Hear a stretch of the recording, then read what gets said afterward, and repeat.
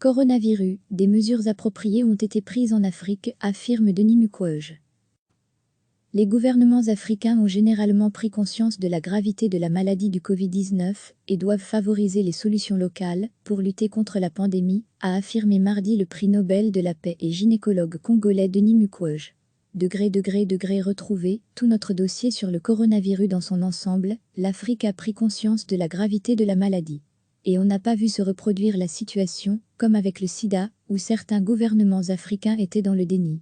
Là, ils ont pris des mesures appropriées, a déclaré Denis Mukwege lors d'une conférence en ligne organisée par la Fondation Positive Planet. Jusqu'ici l'Afrique a eu beaucoup de chance. Jusqu'ici l'Afrique a eu beaucoup de chance. Si elle avait été frappée avec la même rudesse que la Chine, l'Europe ou les États-Unis, on connaîtrait tout simplement un désastre, a ajouté le prix Nobel de la paix depuis Bukavu, en République démocratique du Congo, RDC. Avec seulement 1,00 décès pour près de 20 000 cas, l'Afrique est avec l'Océanie l'un des continents les moins touchés par la pandémie, même si ces chiffres sont sans doute sous-estimés en raison du manque de tests. De nombreux gouvernements sur le continent ont pris rapidement des mesures de confinement, même si celles-ci sont difficiles à mettre en œuvre et souvent contestées. Certains dirigeants africains toutefois doutent encore de la dangerosité de la pandémie, à l'image du président tanzanien John Magufuli, qui exhorte ses concitoyens à s'en remettre à Dieu et les encourage à continuer à travailler normalement. Le confinement strict est pratiquement impossible. Le docteur Mukwege a insisté sur la nécessité de solutions adaptées et locales pour chaque pays. Chaque contexte est différent. Dans mon pays par exemple, presque 80% de la population vit du secteur informel. Le confinement strict est pratiquement impossible, a-t-il souligné. Dans la province du Sud Kivu, dont Bukavu est le chef-lieu, les moins de 60 ans représentent 96% de la population. Ils peuvent prendre en charge les 4% des personnes âgées qui resteraient confinées, a-t-il dit. Ce que nous faisons ici sera différent de ce qui se fait à Nairobi, il faut chercher des solutions locales à des questions qui se posent localement, a-t-il insisté. Plus globalement, cette crise constitue une opportunité pour l'Afrique de se poser des questions existentielles. Ça m'étonnerait que nous retournions à la même façon de penser après ça. Plutôt que chercher des solutions extérieures, nous chercherons des solutions endogènes, a-t-il prédit. L'Afrique a des capacités qui jusqu'ici n'ont pas été utilisées comme il faut. J'espère que chaque pays recourra à ses propres ressources, a-t-il ajouté. Chaque semaine, recevez l'essentiel de l'actualité sur le thème de l'Afrique. Toutes les infos du continent africain bientôt dans votre boîte de réception. Les gouvernements africains ont généralement pris conscience de la gravité de la maladie du Covid-19 et doivent favoriser les solutions locales pour lutter contre la pandémie, a affirmé mardi le prix Nobel de la paix et gynécologue congolais Denis Mukwege.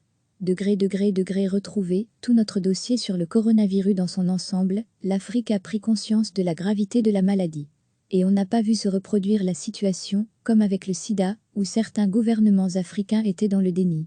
Là, ils ont pris des mesures appropriées, a déclaré Denis Mukwege lors d'une conférence en ligne organisée par la Fondation Positive Planet. Jusqu'ici l'Afrique a eu beaucoup de chance. Jusqu'ici l'Afrique a eu beaucoup de chance.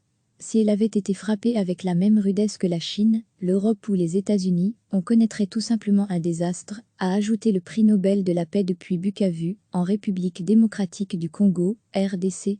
Avec seulement 1,00 décès pour près de 20 000 cas, l'Afrique est avec l'Océanie l'un des continents les moins touchés par la pandémie, même si ces chiffres sont sans doute sous-estimés en raison du manque de tests. De nombreux gouvernements sur le continent ont pris rapidement des mesures de confinement, même si celles-ci sont difficiles à mettre en œuvre et souvent contestées. Certains dirigeants africains toutefois doutent encore de la dangerosité de la pandémie, à l'image du président tanzanien John Magufuli, qui exhorte ses concitoyens à s'en remettre à Dieu et les encourage à continuer à travailler normalement. Le confinement strict est pratiquement impossible. Le docteur Mukwege a insisté sur la nécessité de solutions adaptées et locales pour chaque pays. Chaque contexte est différent. Dans mon pays par exemple, presque 80% de la population vit du secteur informel. Le confinement strict est pratiquement impossible, a-t-il souligné. Dans la province du Sud Kivu, dont Bukavu est le chef-lieu, les moins de 60 ans représentent 96% de la population. Ils peuvent prendre en charge les 4% des personnes âgées qui resteraient confinées, a-t-il dit. Ce que nous faisons ici sera différent de ce qui se fait à Nairobi, il faut chercher des solutions locales à des questions qui se posent localement, a-t-il insisté. Plus globalement, cette crise constitue une opportunité pour l'Afrique de se poser des questions existentielles.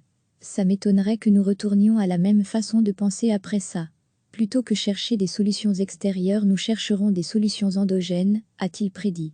L'Afrique a des capacités qui jusqu'ici n'ont pas été utilisées comme il faut. J'espère que chaque pays recourra à ses propres ressources, a-t-il ajouté. Cliquez sur s'abonner pour recevoir les dernières nouvelles.